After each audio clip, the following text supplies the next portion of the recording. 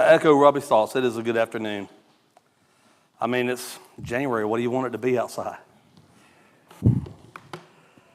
I'm thankful either way. I'm thankful that you're here, that you saw this as important. And I know that I say that every time, but it really does say something about our dedication to the Lord.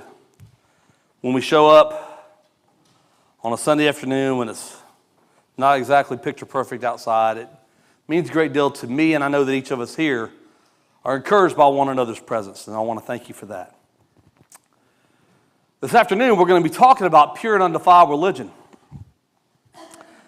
And if I had $1 for every time I heard someone say or I saw someone post on their social media that I don't need religion, I just need a relationship with God.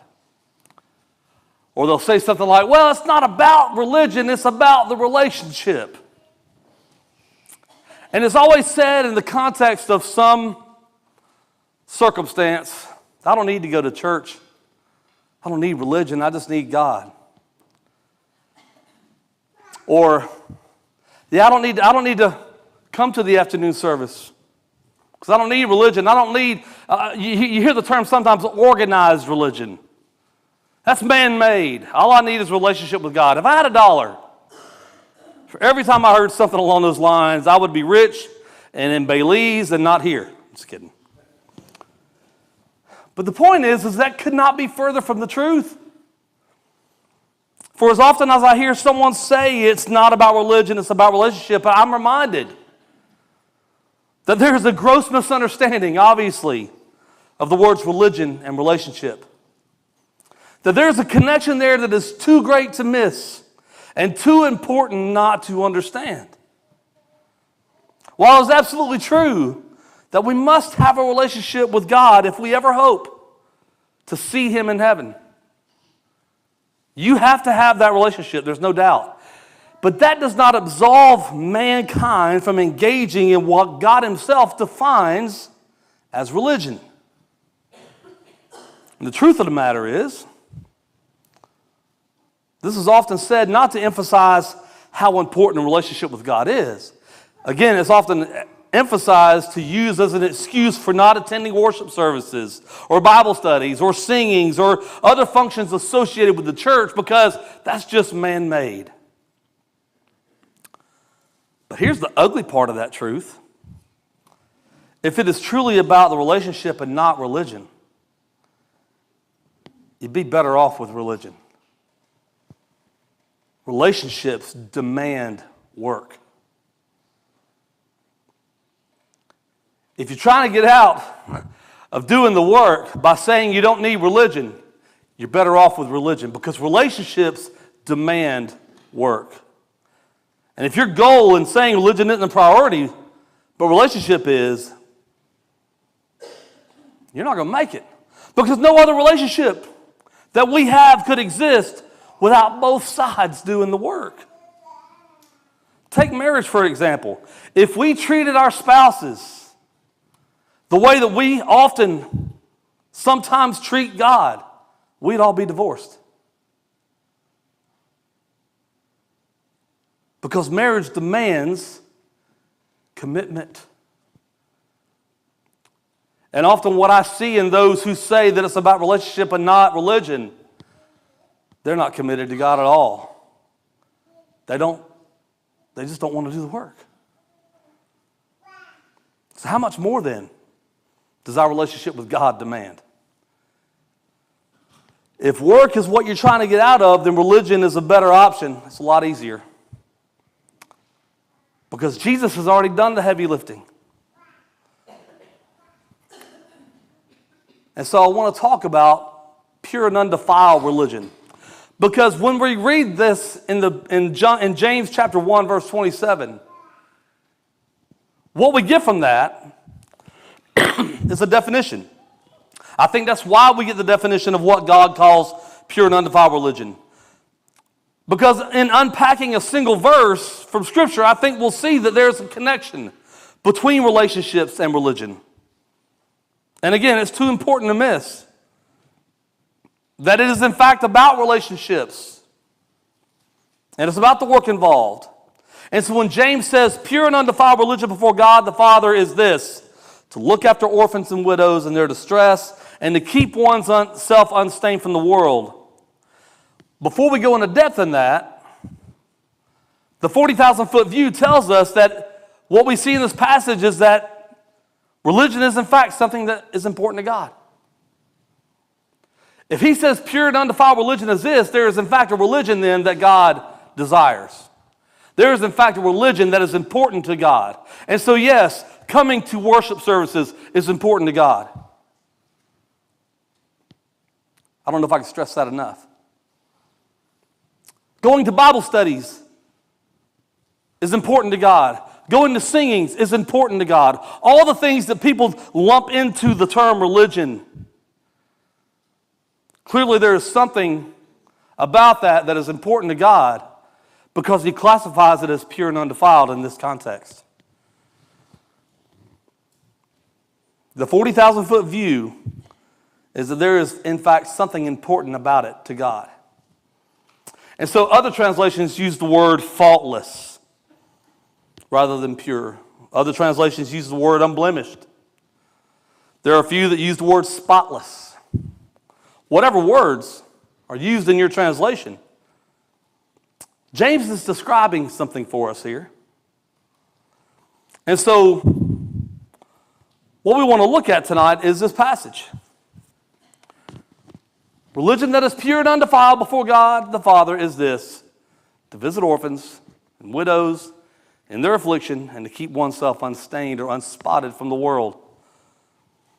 And so while commonly referred to as a command to care for orphans, this is not really a command verse.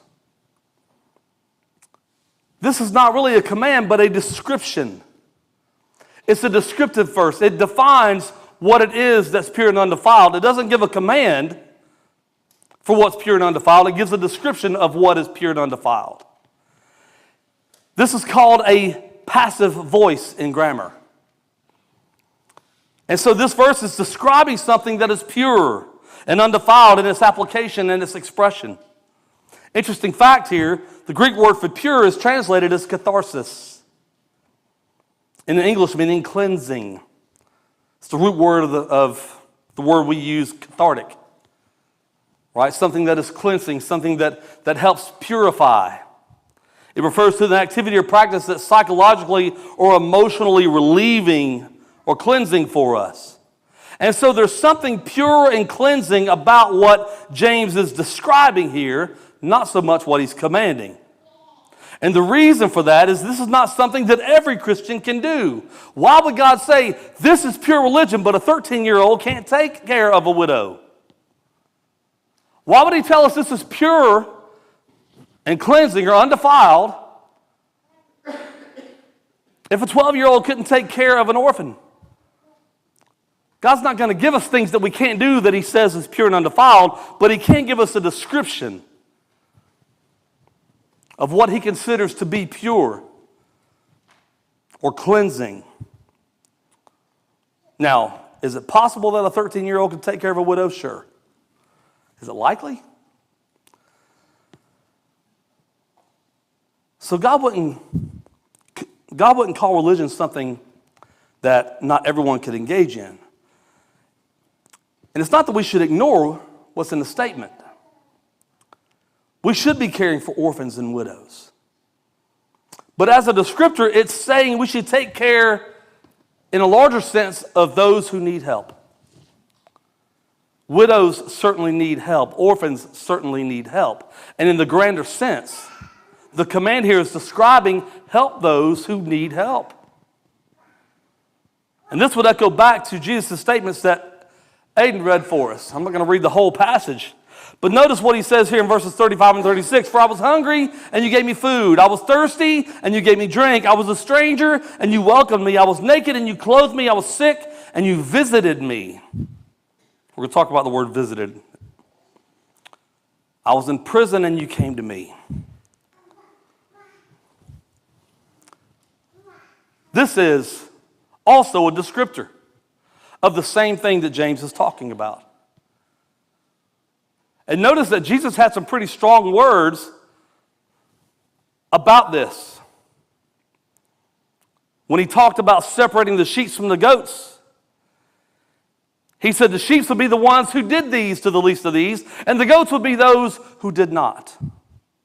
There's clearly something very important then about helping those who need help. And so when James says to look after the widows and the orphans, he's echoing back and describing the same type scenario that Jesus is here. Help those who need help. That's pure and undefiled religion. And so when we think of the word religion, we think of a variety of things. But clearly, religion that is pure and undefiled here is distinct. The word religion here in its most distilled form refers to the outward expression of faith or demonstration of something that is inwardly true. And so it's describing a pure and undefiled outward expression or demonstration of something that is inwardly true, namely who God is and what he does. Martin Luther said this. Martin Luther said, the world does not need a definition of religion as much as it needs a demonstration. The world doesn't need a definition of religion as much as it needs a demonstration. And that's pretty much the idea here. And the context of the whole book of James is pointed. It's called to put their faith in the gospel into action. If we look at the whole context of the book and read every passage that comes before this one, you see that to be true. It is a call to action. Take what it is that you say you believe and put it into work. It's the same thing that Jesus is saying in Matthew 25. Take what it is that you say you believe and do these things. Help those who need help.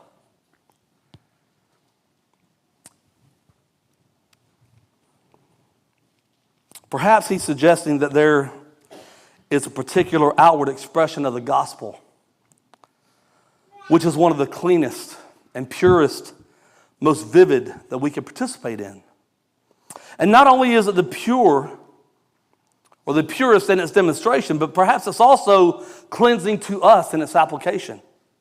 That participating in it somehow cleanses us as well.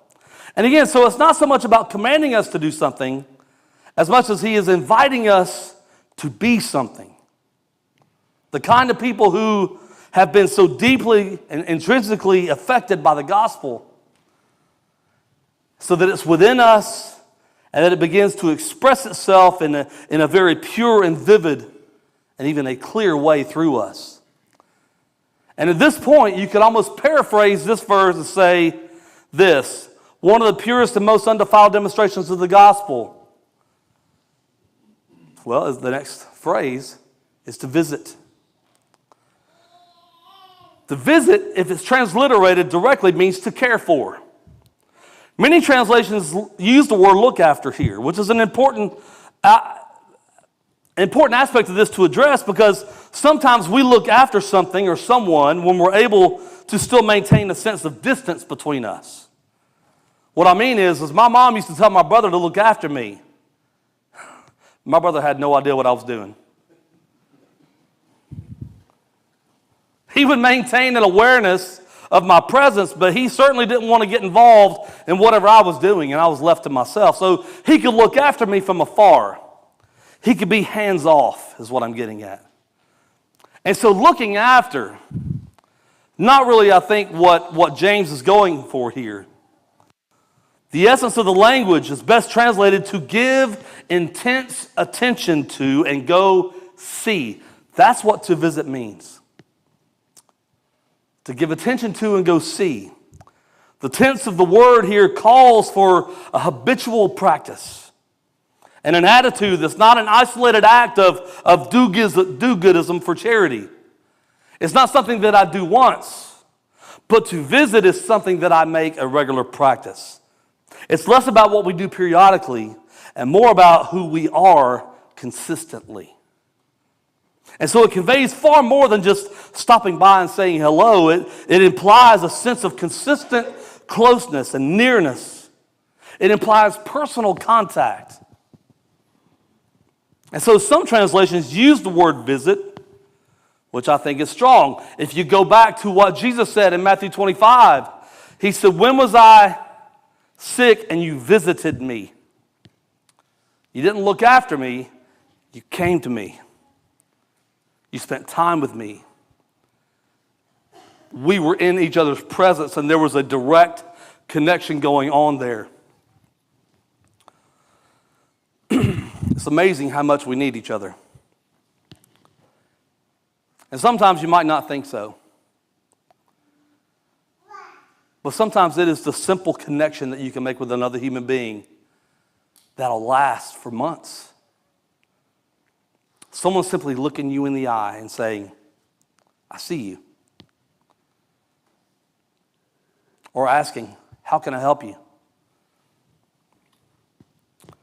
Or maybe not asking them to give you a job at all, maybe just doing something for them and taking that burden away from them. That's what visiting is all about.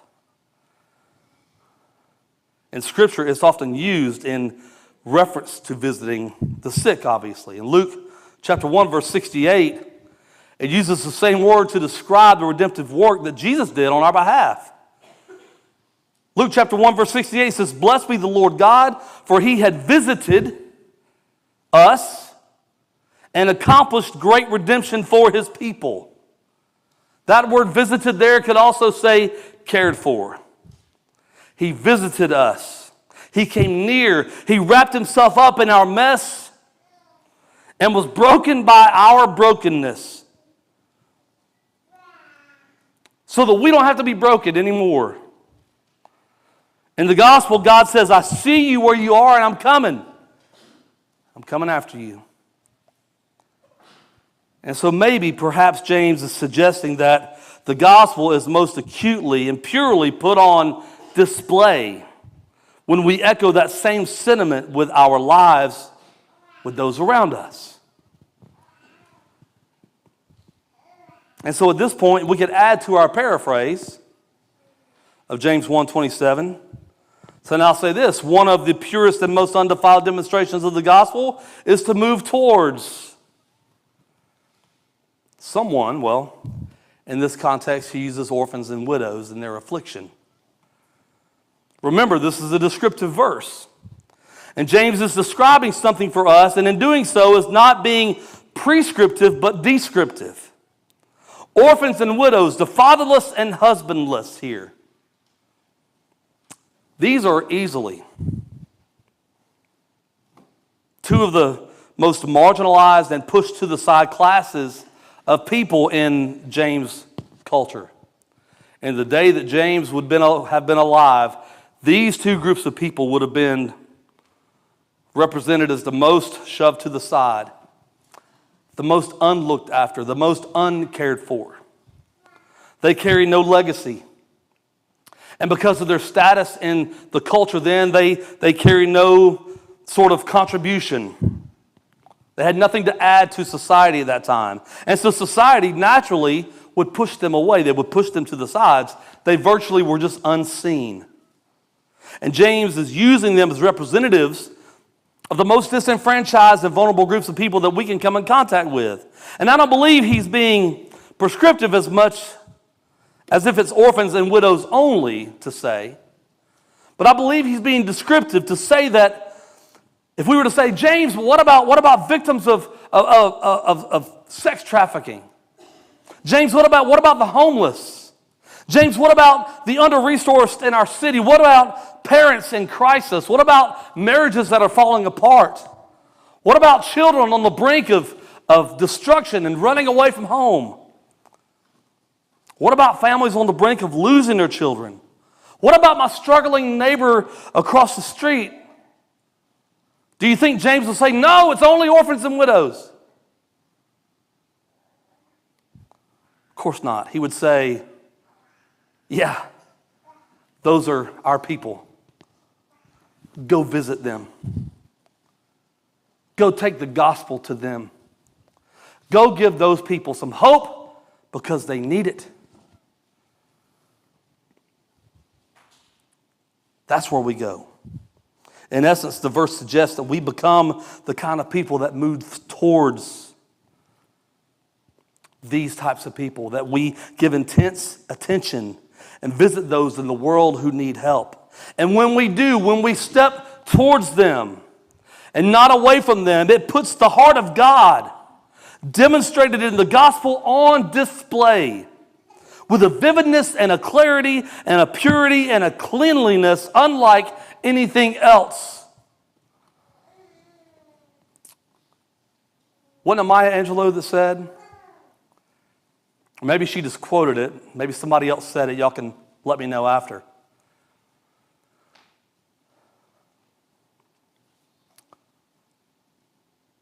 People don't really know, or they don't really care until they know you care for them. Something along those lines, but it's the same idea here. How will people know Jesus if it's not us showing them? Would it be orphans and widows only? Or would it be everybody in your proximity? To boldly go against the status quo of avoiding groups of people that our society pushes to the side, like they did in James' day. Isolating ourselves from hard and broken people because we just don't want to get in that mess. And instead say, I see you, and I'm coming for you. Isn't that what Jesus did for us? And so if I want to add to my paraphrase that I'm building here of James 1:27, it might say this: one of the purest and most undefiled demonstrations of the gospel is to move towards hard places and broken people, not away from them. And then finally, the part that seems like it almost doesn't make sense in this context, or that it doesn't fit here, although it absolutely does, is to keep oneself unstained from the world. I think we tend to neglect this portion of the passage in most discussions because we're not entirely sure where the connection is and how it ties in here. But if you think about what we've been talking about, I think it's clear. Our participation in this work, and even more than that, our becoming this kind of people in the gospel is cleansing.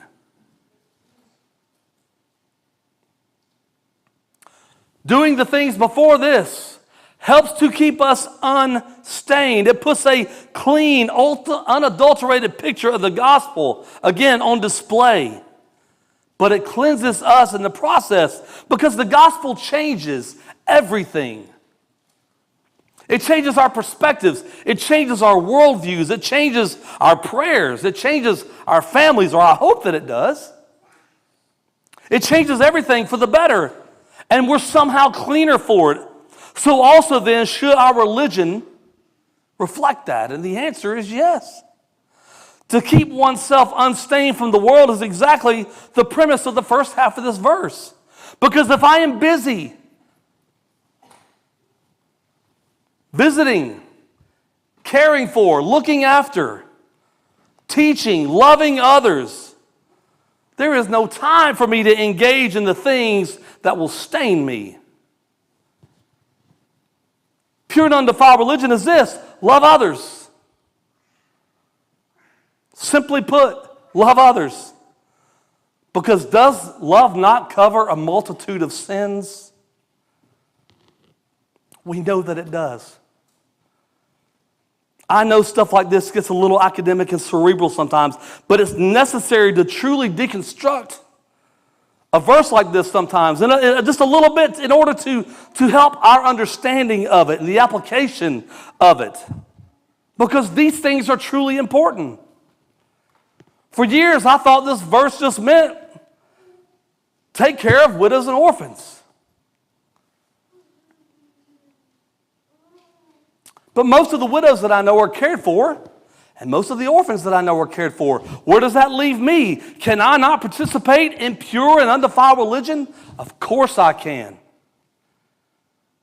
I can help people who need help. I can share the gospel with everyone in my proximity. I can move towards people who are in desperate situations and offer the only hope that will ever help anyone. I can love people where they are.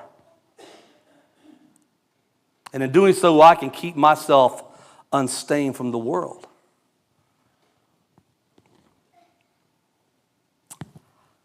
This is a profound passage of Scripture, and I know we're all familiar with it. But I hope that we're seeing it in a new light. This doesn't say anything new. This doesn't say anything that it hasn't always said. But maybe we've just been standing on this side of it when we're supposed to stand directly in front of it. This often can become one of those passages where we're like, well, I can't really help with anything in that, so I'm not going to participate. Because again, it's not about religion, it's about the relationship. But I hope if I've done nothing else, I hope that I've shed some light on just how linked relationship and religion is. In fact, they are the same thing.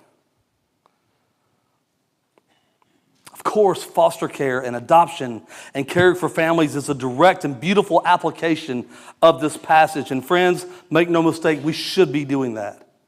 But we now also see the opportunity there is for an endless array of expressions and demonstrations well beyond that. And I don't know about you, but if this description of religion sounds anything else like in the world, it sounds a lot like relationships that we should be engaging in. Not only with God, but with our fellow man. And the truth is, religion and relationship are intrinsically tied together, making it impossible to make one more important than the other.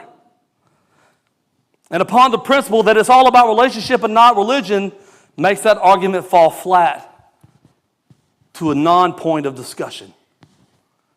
A right relationship with God is designated by what He determines as pure and undefiled religion. And if the relationship is desired, then religion must be practiced. And there's no better time than right now. And so if you're here tonight and you don't have a relationship with God, as I said at the beginning of this lesson, you won't see Him in heaven if you don't. And He has said specifically what He requires on our end to participate in that relationship. He's done the heavy lifting. He came, He lived, He died, He was resurrected, and He ascended to heaven. Therefore, forever sealing a sacrifice for all sacrifices, that I can be cleansed by His pure and precious blood when I die to myself in baptism. But even then, I'm not doing any work in baptism. I'm being baptized. Someone else is doing it to me. And so if you're not in that relationship, you need to be. If you want to practice pure and undefiled religion, you must be in a relationship with God to do so. And if you're in one, but you've lost your way, He's still there. He hasn't moved an inch from where He was standing when you left Him. And you can come home tonight. If there's anything we can do to help you, I pray let it be known now as we sing a song to encourage you.